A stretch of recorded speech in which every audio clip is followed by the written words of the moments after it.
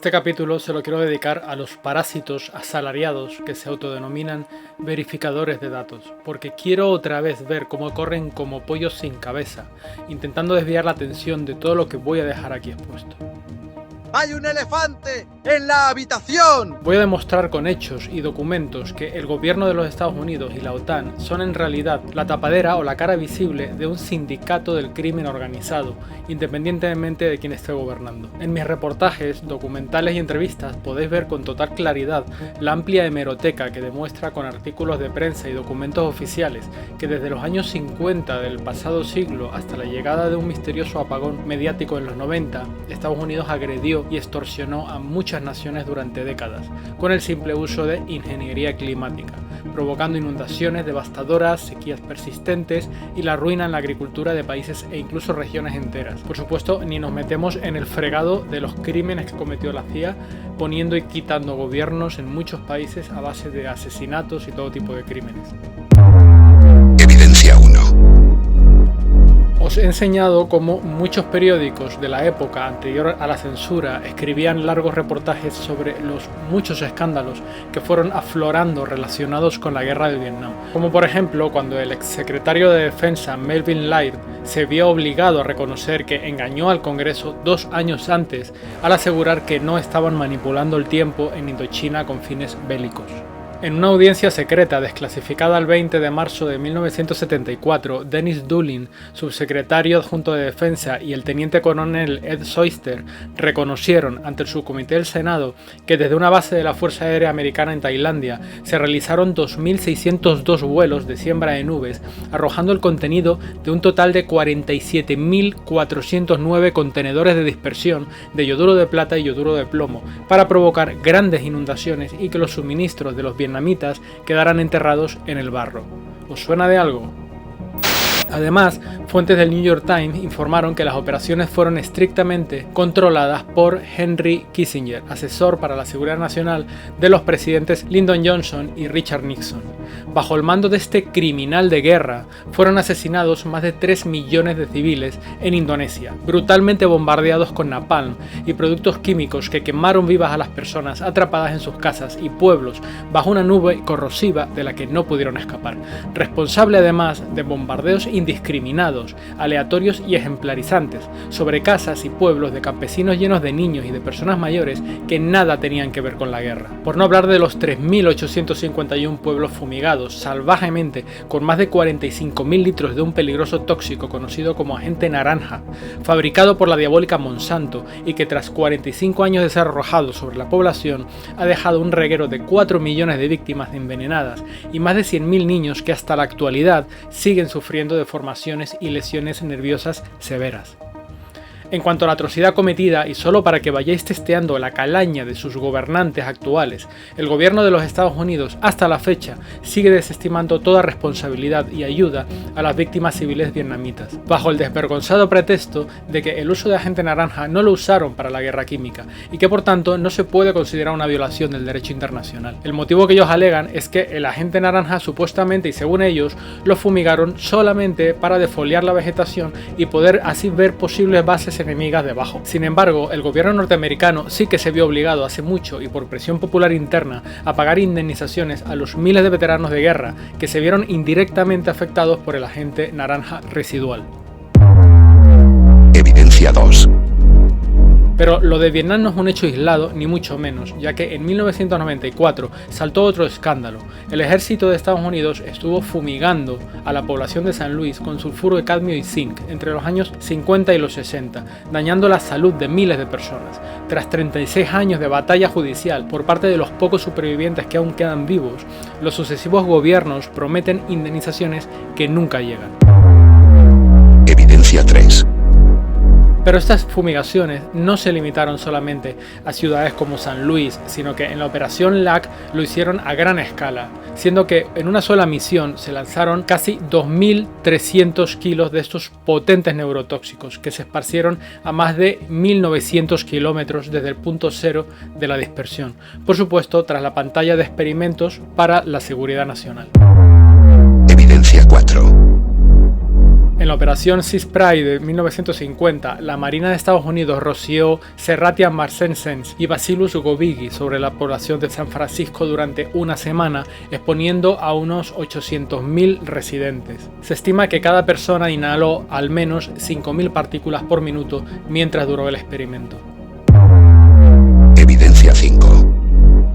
En la operación Dube 1 y 2, que comenzó en 1951, dispersaron una nube tóxica de 150.000 kilómetros cuadrados a base de fluorescentes como el neurotóxico sulfuro de cadmio y esporas sobre áreas pobladas de las costas de Georgia, Carolina del Norte y Carolina del Sur.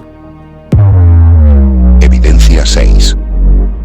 Gracias a testimonios de oficiales militares ante un subcomité del Senado, en 1977 se supo que entre 1949 y 1969, es decir, durante 20 años, se realizaron 239 dispersiones al aire libre sobre zonas pobladas en Estados Unidos que incluían otra vez una mezcla de bacterias y sulfuro de cadmio y zinc. Evidencia 7.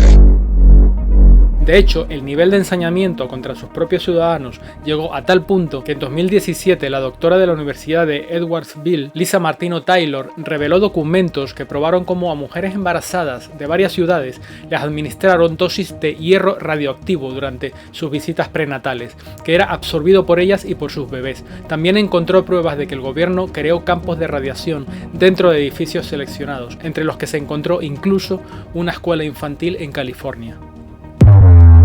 Evidencia 8. Pero estas salvajadas no se limitan exclusivamente a Estados Unidos, sino que son prácticas que podrían ser más habituales de lo que pensábamos. En Inglaterra, un informe del Ministerio de Defensa entregado al diputado liberal demócrata Norman Baker y revelado por el periódico The Guardian el 21 de abril de 2002, reconoció que la población del sur de Inglaterra fue salvajemente fumigada por aviones del ejército entre 1940 y 1979, es decir, 39 años, con enormes cantidades de, una vez más, sulfuro de cadmio y zinc, supuestamente bajo el pretexto de tratarse de un experimento para observar las consecuencias que tendría un ataque biológico real. No obstante, y tras saltar el escándalo 21 años después, las autoridades salieron del paso afirmando que fue seguro, aun a sabiendas de que el cadmio está reconocido como un desencadenador del cáncer de pulmón y que durante la Segunda Guerra Mundial los aliados lo clasificaron como arma química. David Orman, un oficial del ejército de Bournemouth y damnificado directo, lleva décadas en una batalla legal para exigir una investigación pública. Este oficial reclama que tanto en su familia como en el resto de familias de su pueblo, los abortos, defectos de nacimiento y enfermedades neurodegenerativas se han convertido en una epidemia. Asegura que el pueblo nunca había sufrido semejante cantidad de parálisis cerebral en niños y lesiones irreversibles en bebés. Orman denunció que de 15 mujeres vecinas del pueblo, 14 sufrieron abortos espontáneos y un parto sin vida, además de dar a luz a 5 niños con discapacidad física y 2 niños con discapacidad psíquica. Aunque parezca imposible, hasta la actualidad, tanto los medios masivos como el gobierno siguen haciendo caso omiso a las demandas de los pueblos damnificados, mientras que la portavoz del Laboratorio de Defensa, Sue Ellison, se limita a repetir sin la más mínima vergüenza que científicos eminentes ya han sentenciado que no tienen ninguna constancia de afectados por esas fumigaciones y que tampoco se ha demostrado ninguna relación entre las mismas y daños en la salud de los pueblos fumigados. Pero lo más sangrante y preocupante es que cuando el periódico The Guardian le preguntó a la portavoz del Ministerio de Defensa si todavía se realizan este tipo de pruebas clandestinas sobre la población civil, esta se limitó a contestar: no es nuestra política discutir las investigaciones en curso. Evidencia 9.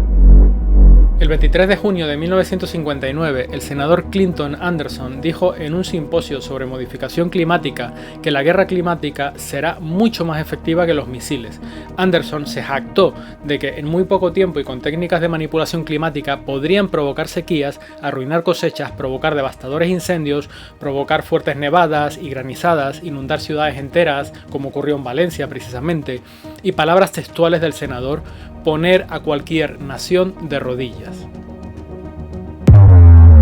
Evidencia 10. En 1973, un documento secreto expuesto ante la Asamblea Nacional sacó a la luz que la manipulación de nubes provocó diluvios devastadores que durante años arruinaron a los agricultores de Quebec, en Canadá. Este crimen contra la agricultura canadiense continuó así durante años, hasta que un diputado canadiense llamado Bernard Dumont denunció ante la Asamblea Nacional que aviones de la Fuerza Aérea Canadiense estaban llevando a cabo maniobras deliberadas de siembra de nubes a petición del propio gobierno de Quebec, y que devastaron la agricultura local, aumentando la necesidad canadiense de compra de productos estadounidenses. Todo esto gracias probablemente a preacuerdos económicos entre políticos corruptos de ambos países. Cualquier parecido con los gobernantes de España y Marruecos será pura coincidencia. Evidencia 11. El doctor Edmund Hill, miembro de la Junta de Modificación del Clima de Pensilvania, denunció que entre los años 60 y los 70, los dos últimos secretarios de Agricultura obstaculizaron todos los esfuerzos para regular la manipulación climática. También denunció que la Universidad Estatal de Pensilvania participó en actividades de chantaje contra aquellos que exigían que se aplicara la ley, además de realizar investigaciones en total desacato a las prohibiciones, mintiendo sobre el resultado de sus propias experiencias con siembra de nubes. Según Hill, todas las agencias contribuyeron de forma mafiosa a obstaculizar la aplicación de leyes regulatorias de modificación meteorológica en todo el estado, y esto implicó al Departamento de Agricultura, a la Oficina de Aviación, a la Agencia Federal de Aviación, a la Oficina Federal de Investigaciones, a la Universidad Estatal de Pensilvania y a todas las ramas del gobierno federal, que realizaban maniobras clandestinas e ilegales de manipulación del tiempo en un auténtico Watergate climático. Evidencia 12.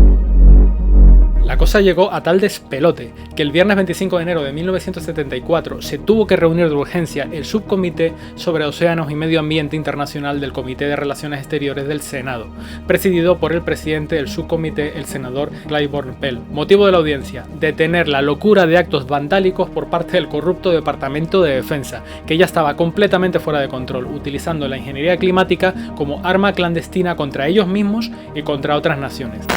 Lo que puede leerse en la primera página de la sesión taquigrafiada del Senado sorprende bastante. Es lamentable que se deba realizar esta audiencia. No habría sido necesaria si la Administración hubiera respondido con prontitud a la resolución adoptada por abrumadora mayoría del 11 de julio de 1973, como resultado de una votación nominal en el Senado. 6 meses después, no ha habido ni el más mínimo atisbo de que la Administración esté actuando para satisfacer una solicitud claramente expresada por el Senado, de que el gobierno de los Estados Unidos busque el acuerdo de otros gobiernos para un tratado que prohíba el uso de cualquier modificación ambiental o geofísica como arma de guerra. Espero que esta audiencia arroje luz sobre las razones por las que aún no se ha tomado tal medida, y estoy seguro de que se revelarán las razones por las que esta medida deba tomarse sin demora.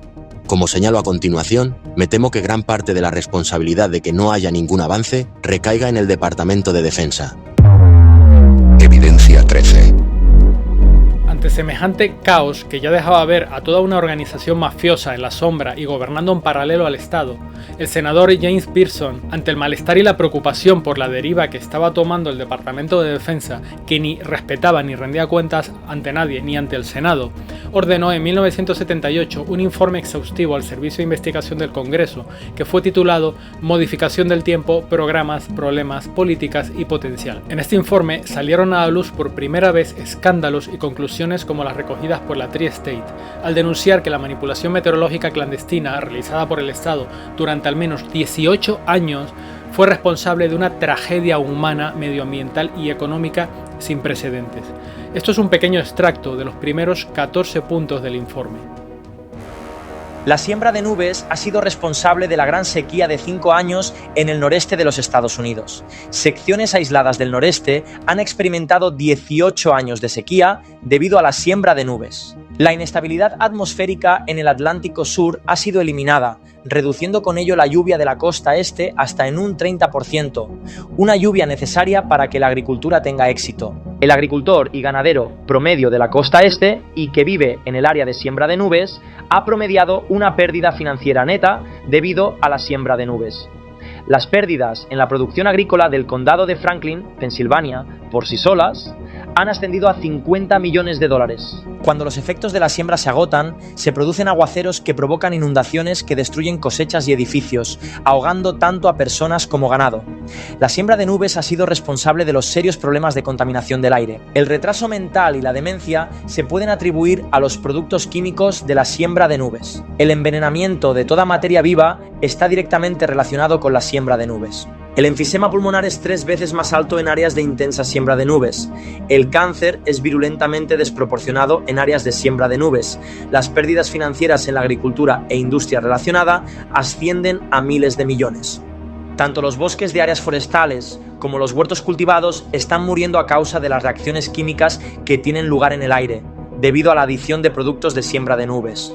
La atmósfera se ha vuelto biológicamente incompatible con toda la materia viva, incluyendo animales, plantas y humanos. Tri-State informó que ha solicitado al presidente de los Estados Unidos que anuncie la prohibición de siembra de nubes en las montañas de los Apalaches y en la llanura costera del Atlántico durante 3 años, o hasta que se establezca una comisión reguladora federal con el fin de permitir que la economía se recupere. Evidencia 14. Pero ojo que esto no es nada. La guindilla la puso directamente la Fuerza Aérea de los Estados Unidos a través de un escrito elaborado por la Escuela de Guerra Aérea, cuando en 1996 publicó un informe donde reconoce literalmente que la manipulación meteorológica con fines militares o de supremacía económica llegaría a su meta en el año 2025. Algo que en sí mismo confirma décadas de denuncias y que fue inaugurado con las inundaciones de Valencia a finales de 2024. La sola existencia de este documento y la declaración de intenciones que contiene es ya en sí una violación flagrante de todos los tratados internacionales de no agresión con armas meteorológicas, además de una declaración de guerra abierta.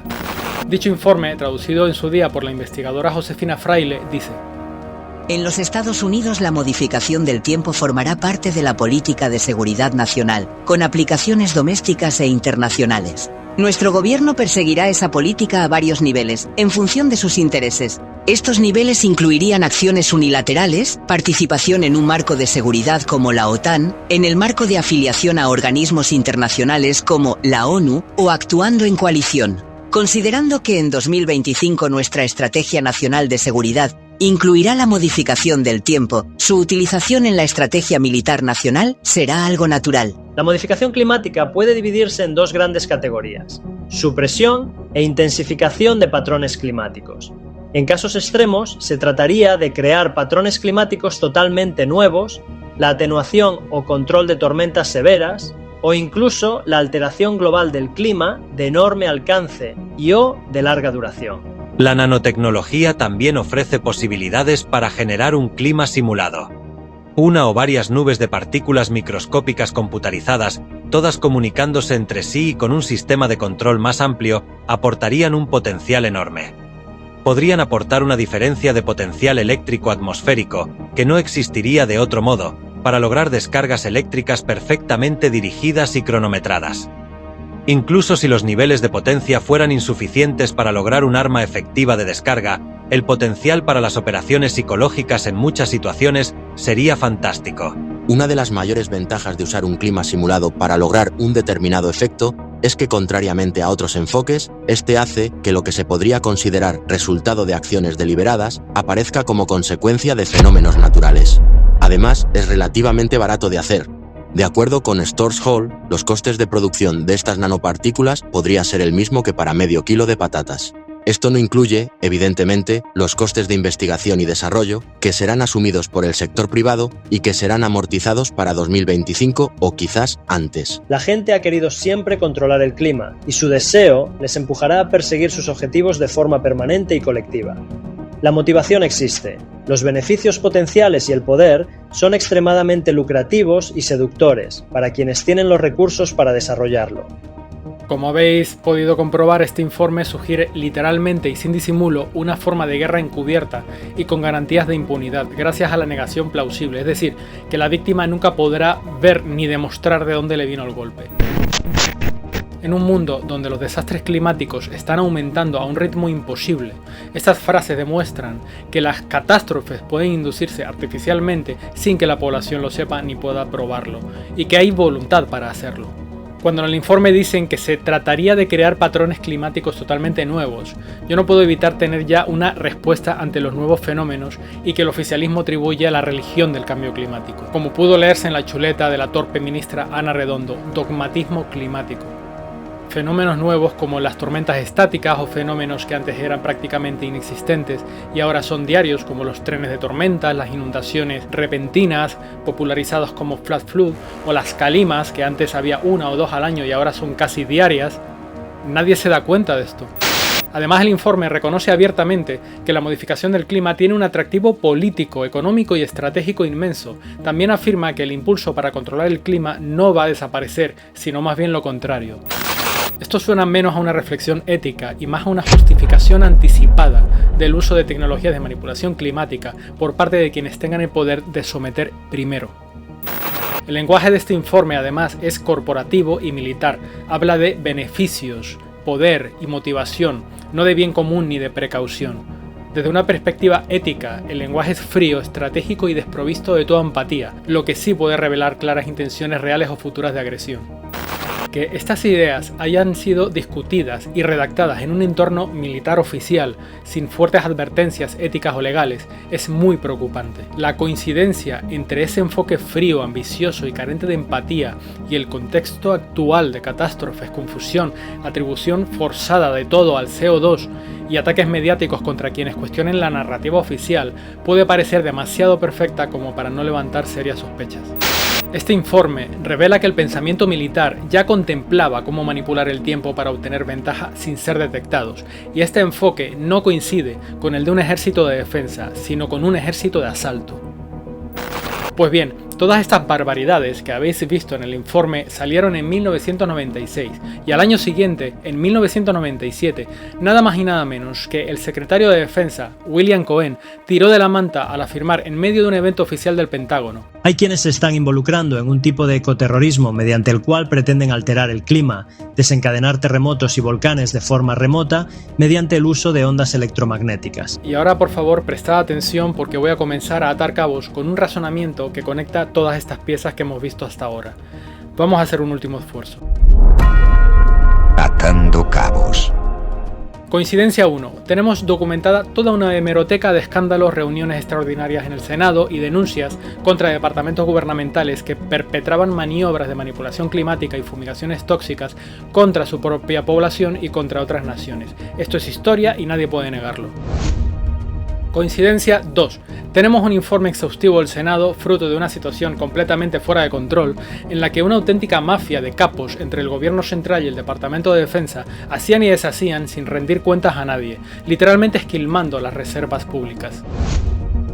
Coincidencia 3. Tenemos un informe militar de la Fuerza Aérea que parece redactado por psicópatas, que no advierte sobre los riesgos democráticos, que no contempla mecanismos de supervisión internacional y que solo se enfoca en las ventajas que los ataques meteorológicos clandestinos supondrán al no podérseles atribuir a ningún enemigo visible. Como ellos mismos dicen, el mejor ataque es aquel que parezca natural.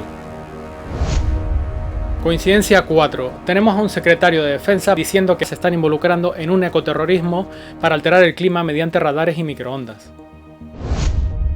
Coincidencia 5. Tenemos al vicepresidente, que luego se convirtió en presidente, el masón Lyndon Johnson, jactándose fanfarronamente en un discurso de que Estados Unidos controlará el mundo a través de controlar la meteorología.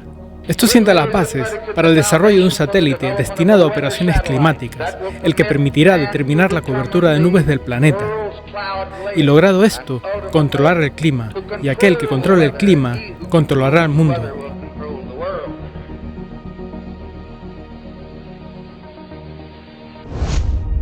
Coincidencia 6. ¿Quién fue el asesor científico del presidente Lyndon Johnson? Pues nada más y nada menos que el corrupto Gordon MacDonald, responsable del Consejo de Calidad Ambiental del gobierno y, ojo al dato, especialista nada más y nada menos que en estrategia de guerra meteorológica. Fue el autor del polémico artículo Cómo destruir el medio ambiente, en 1968, donde detalló cómo usar terremotos, huracanes y el clima como herramientas políticas y como armas. Como argumentaré, estas armas son especialmente adecuadas para guerras encubiertas o secretas. secretas. Entre los futuros medios para alcanzar objetivos nacionales por la fuerza, una posibilidad depende de la capacidad del hombre para controlar y manipular el medio ambiente de su planeta. Coincidiendo al 100% con la anterior denuncia del secretario de Defensa William Cohen, efectivamente, McDonald fue pionero y responsable de investigaciones enfocadas a manipular el tiempo mediante ondas electromagnéticas. De hecho, estudió cómo desestabilizar regiones, modificar ecosistemas a distancia, provocar sequías persistentes o lluvias intensas mediante siembra de nubes, llegando incluso a proponer la estimulación de terremotos mediante explosiones subterráneas, ya que él veía el clima y el medio ambiente como un teatro de operaciones militares. Una inestabilidad que podría convertirse en un futuro sistema de armas es la asociada a los tsunamis.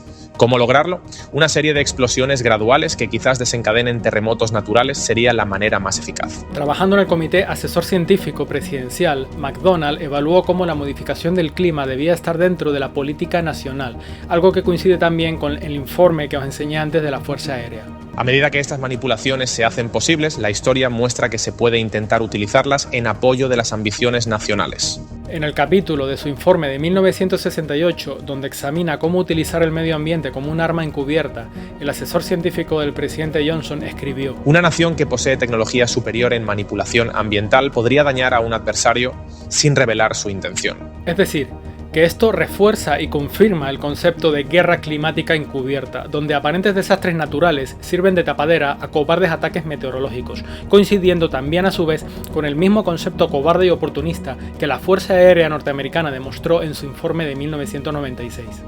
Un huracán controlado podría usarse como un arma para aterrorizar oponentes sobre partes sustanciales del mundo poblado. ¡Madre mía! ¡Tengo un tornado en mi casa! ¡Ay, ay, ay! ¡Hostia! Tornado, ¡Un huracán! ¡Un huracán! ¡Hostia, Ireo, mireu! ¡Mireu, un huracán, tío! ¡Hòstia! Han volcat els camions!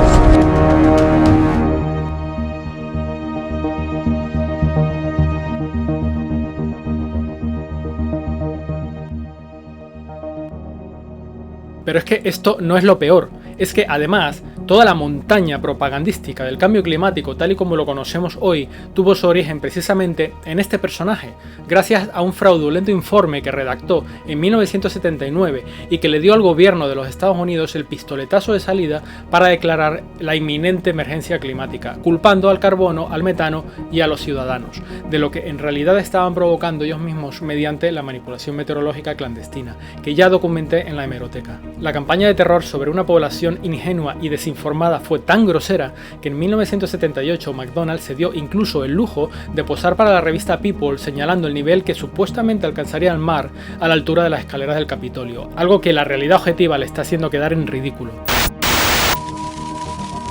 Coincidiendo con la declaración de intenciones de la Fuerza Aérea a partir de 2025 y que ya todos estamos sufriendo, McDonald también anunció un futuro aterrador de inundaciones y sequías en constante alternancia, ofreciendo siempre la peor cara del verano y la peor cara del invierno, donde ya nadie estará seguro, a menos que aceptemos la agenda climática con su restricción de derechos fundamentales, los impuestos al carbono y las partidas presupuestarias. La siembra continua en una extensa extensión de tierra podría eliminar suficiente humedad para evitar la lluvia a 1.600 kilómetros a favor del viento. Este efecto prolongado conlleva la posibilidad de eliminar la humedad de la atmósfera, de modo que una nación que depende del vapor de agua que cruza un país competidor podría verse sometida a años de sequía. Por supuesto, las sequías persistentes ya se han convertido en un azote recurrente en muchos países, coincidiendo justo con que el agua empezó a cotizar en bolsa en diciembre del 2020. Pero añadiendo aún más líneas a su grotesco currículum, McDonald fue además jefe de operaciones en el genocidio de Vietnam, vicepresidente y jefe científico en la corporación Mitre para el Departamento de Defensa y también dirigió el fraudulento grupo Medea de la CIA. Gordon McDonald, el mismo que dijo: entre los futuros medios para alcanzar objetivos nacionales por la fuerza, fue también el mismo que participó en la construcción del discurso climático oficial, siendo además miembro del fraudulento panel intergubernamental del cambio climático, que científicos como el Dr. Douglas Pollock ya han abandonado y denunciado. El IPCC es una de las peores y más peligrosas fuentes de desinformación. Sobre el cambio climático, los procesos claves se exageran y malinterpretan 200 veces. Puedo decir con confianza que no hay una verdadera crisis climática. Conclusión inevitable. Toda esta cadena de razonamientos lógicos y documentados conecta piezas históricas que, al observarlas juntas, generan una coherencia sólida, incriminatoria, sin flecos ni cabos sueltos. Estos hallazgos no son casualidades, son fragmentos de una arquitectura geopolítica y tecnocientífica perfectamente coherente que lleva décadas en desarrollo.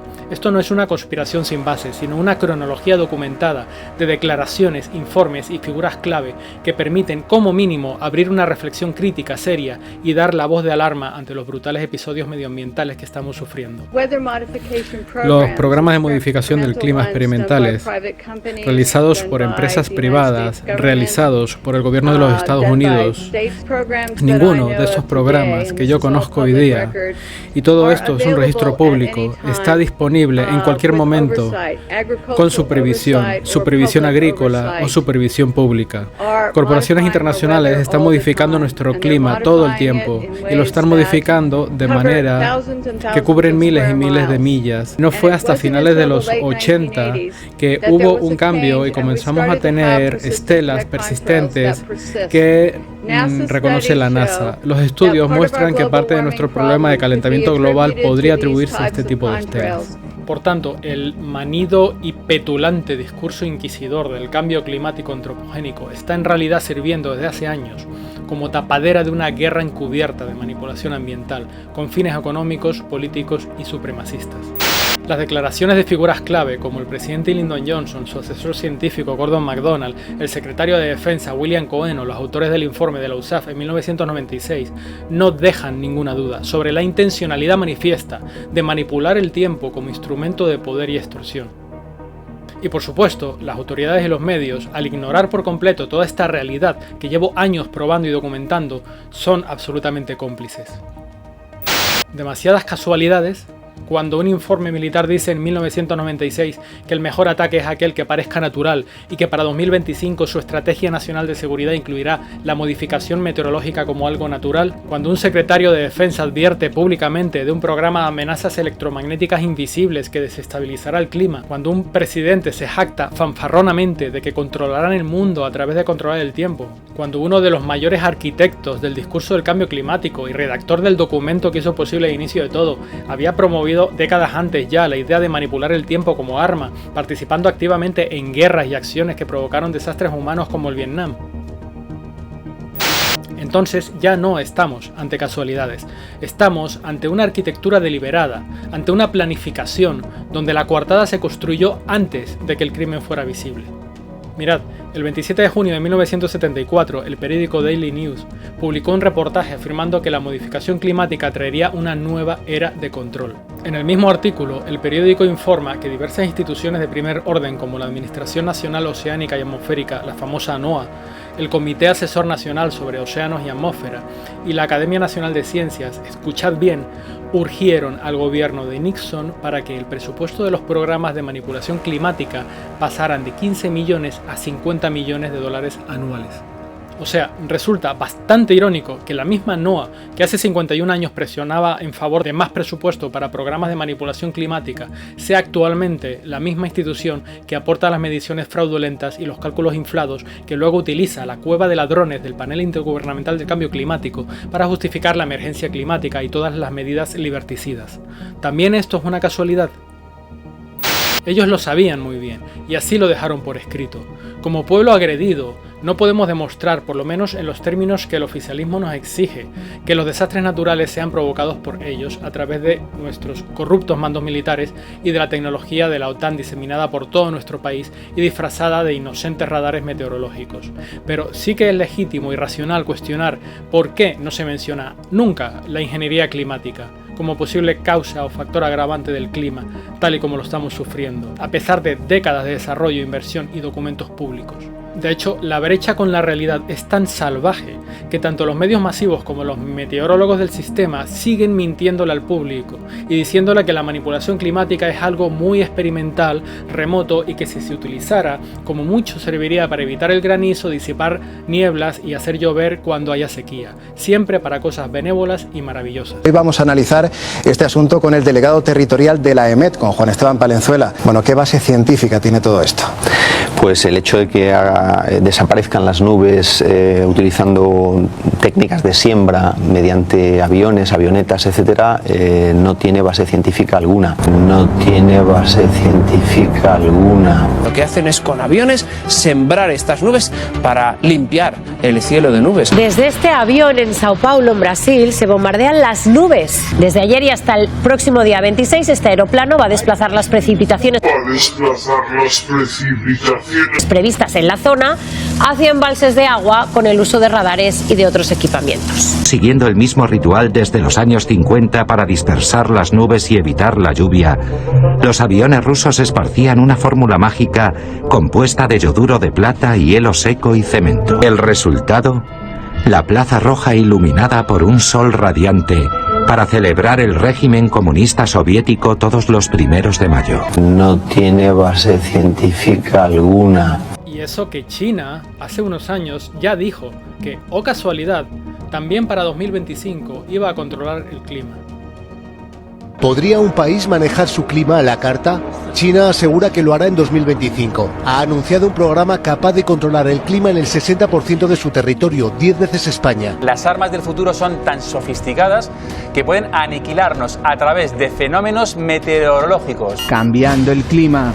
Son lo que se conocen como guerras meteorológicas y algunos apuntan que ya se han producido los primeros ataques. Desde hace varias semanas, una compañía extranjera está sembrando nubes en Puerto Rico, pero la Autoridad de Acueductos y Alcantarillados no había divulgado los detalles del contrato de modificación del clima. Fíjense ahora con qué facilidad unos estudiantes son capaces de crear un tornado. ¿Qué impediría a un gobierno generar vientos huracanados a gran escala que arrasen con todo a su paso? Miles de campesinos perdieron sus cosechas porque la planta de Volkswagen instaló una tecnología para evitar la caída del granizo. Los afectados denuncian lo que evitó no fue solo el granizo, sino hasta la lluvia. Se pueden generar artificialmente incluso terremotos, como este en Siria a principios de año. La siembra de nubes es una opción que debe ser evaluada y considerada, y el comité de sequía en estos momentos está evaluando. Pero la realidad es que ese contrato estaba firmado ya hacía varias semanas. Granizos mortales, riadas apocalípticas, tormentas eléctricas capaces de dejar a oscuras a millones de personas. La empresa, que tiene permisos del estado de Texas, cobra más de $66,000 mensuales con o sin lluvia. Y que hay una pretensión aquí como si ellos pudieran controlar la lluvia. ¿Qué es lo que falta? Que nos digan que nos van a facturar por la lluvia. A eso es que se dirigen, a que eventualmente no solamente manejan los ríos y los embalses, sino que también están manejando el recurso agua en la atmósfera, y por eso le van a cargar al país otra carga más en su factura. Cambio climático o guerra climática. Quien domine el tiempo, dominará el mundo. Mi afirmación de que la narrativa del cambio climático está construida como una coartada anticipada para justificar posteriores años de ataques medioambientales no es absurda, sino una conclusión lógica basada en hechos documentados, y así lo demuestro. El 3 de febrero de 2023, y debido a que Turquía acusó a Estados Unidos de conspirar desde dentro para desestabilizarla, el presidente Erdogan se negó a recibir al embajador estadounidense, mientras que Süleyman Soylu, el ministro turco de Interior, dijo: Le digo al embajador estadounidense, saca tus sucias manos de Turquía. Se lo digo muy claramente, saque sus sucias manos de Turquía.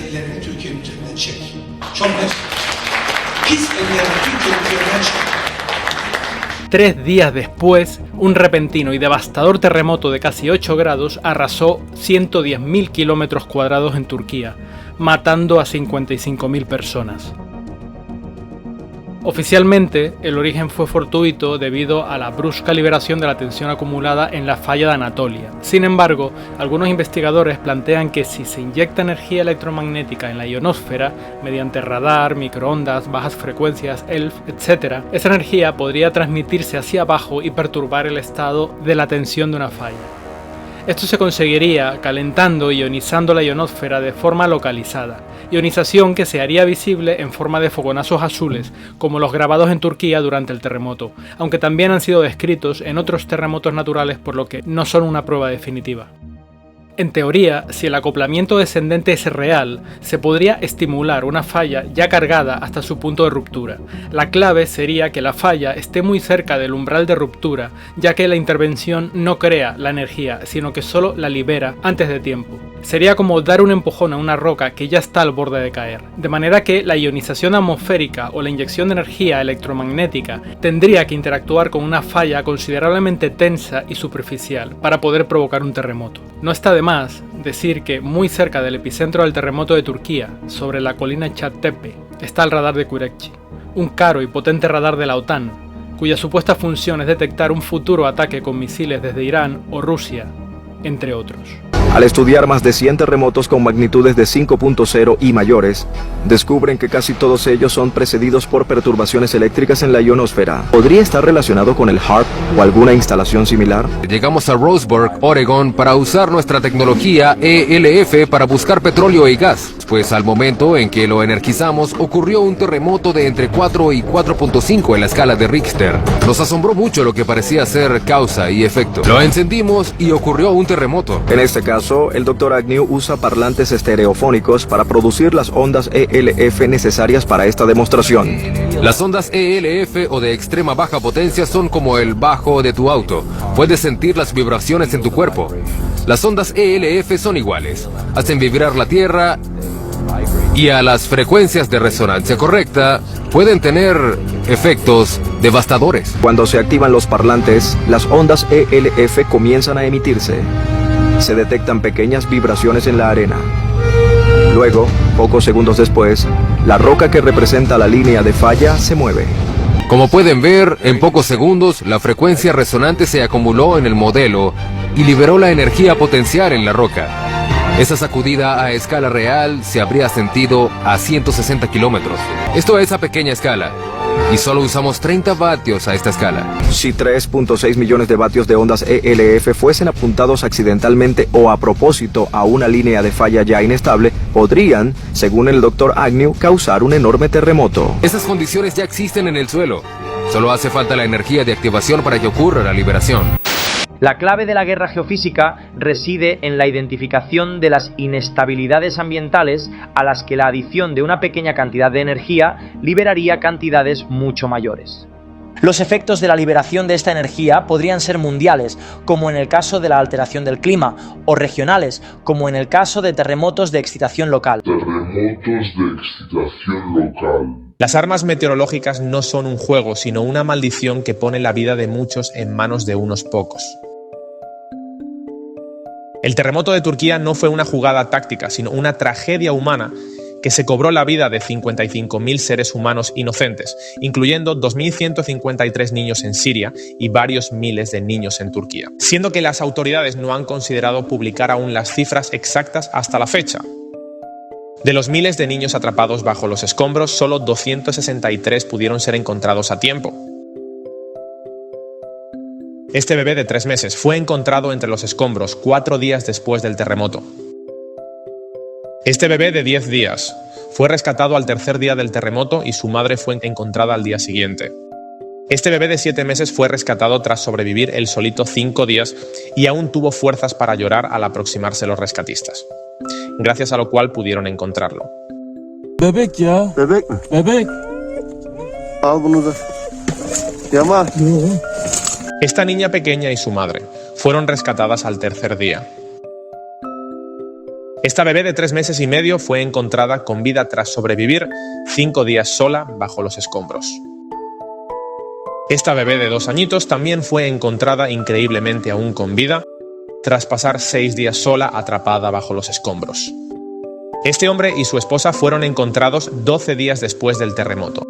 Él sobrevivió bebiendo su propia orina y lo único que pidió cuando fue encontrado fue que rescataran a sus 3 hijos atrapados un poco más adentro. 2 de sus hijos salieron fallecidos y el tercero, de 12 años, salió con vida pero murió más tarde en el hospital.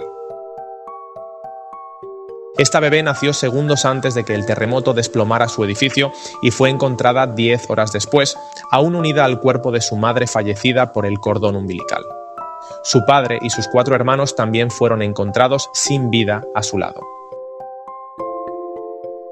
Se llama Masoud Ansar y tiene la mirada perdida. Agarra, no suelta la mano de su hija de 15 años, que dormía como tantas otras familias, porque les recordamos que el terremoto fue de madrugada, por eso muchos están en pijamas y en este caso en ese colchón.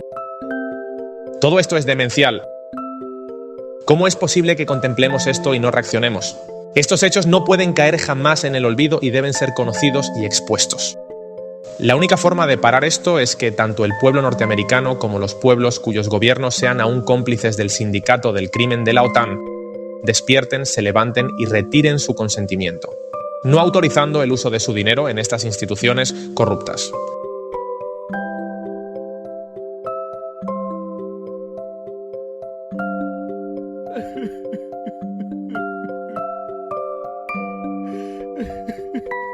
Esto sienta las bases para el desarrollo de un satélite destinado a operaciones climáticas, el que permitirá determinar la cobertura de nubes del planeta. Y logrado esto, controlar el clima, y aquel que controle el clima, controlará el mundo.